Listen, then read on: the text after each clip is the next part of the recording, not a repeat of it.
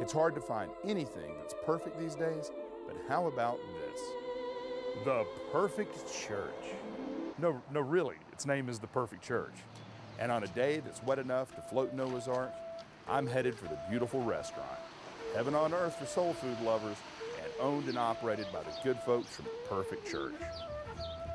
We as members of the church decided to establish a place for us initially to eat. Yeah. And so we got together with our funds, and this was our first location on Cascade Road.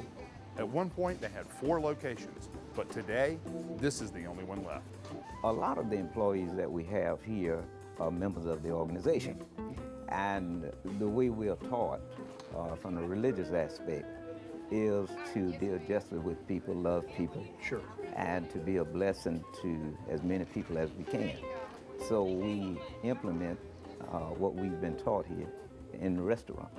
And so that's why we feel we are successful and have endured for 30 years here at the restaurant. The restaurant opened in 1979.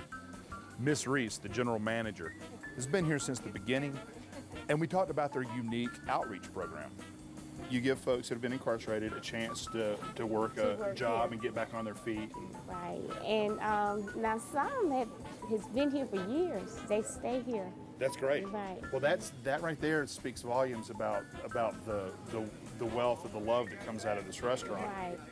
The staff has become one big family, and they have some pretty loyal customers as well. I eat it mostly every day, almost 3 times a day. You eat more of this than you do your wife's cooking, right? Oh yeah, definitely, and my own cooking. So how long have you been coming to the Beautiful? Probably about 15, 18 years, somewhere in the neighborhood, yeah. What's important about places like the Beautiful, do you think? I mean, it's just so homely, you know, the people here are so warm, and it's a real nice place, real nice environment. They always treat you so kind, and you feel like you're walking into your mama's kitchen, and the smell that hits you when you hit the door is just, and I've been coming here for years. I've been here 13 years, and I've been coming for like 13 years, yes. I always love seeing the food. It's so pretty. Yeah, I like that because it's a little bit different from most meat and threes, where it's a cafeteria line kind of, but it's not cafeteria food.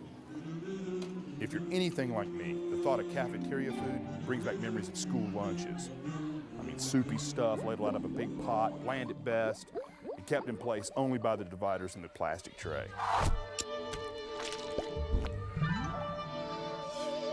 But the Beautiful is different. People come here from far and wide, often with only one thing on their mind. The famous thing I like to eat was the oxtails. And so many different things. I mean, the oxtails. Absolute favorite. I love the oxtails. I want to get the oxtails and rice, please, sir.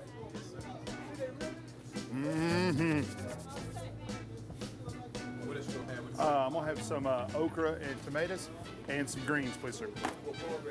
Cornbread, please, sir. Yes, ma'am.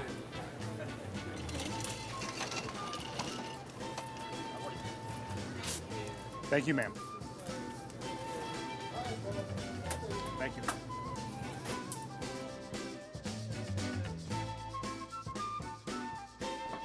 This is a Beautiful restaurant dinner right here.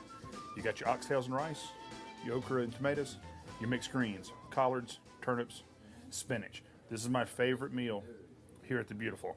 And as a Southerner, first thing I do, pepper sauce on the greens. Don't even taste them. You know you're gonna want pepper sauce on them. These things are delicious. Oxtails are special, old school style food. You're gonna eat around bones, you know it's a real oxtail then. So these last bites, I can scoop onto my fork without using my fingers, and I can also soak up what they call the pot liquor.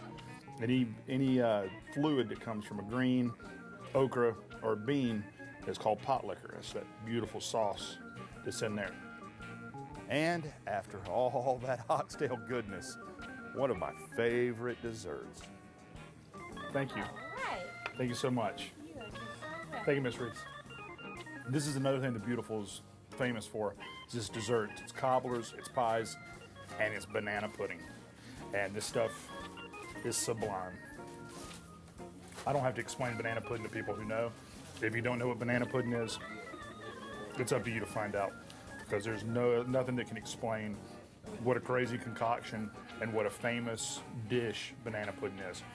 And the older it gets, the better it is as well. It's better the second, third, and fourth days. So you have to make a gallon of it at a time.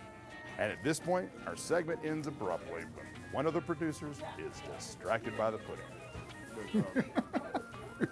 It's awesome, man.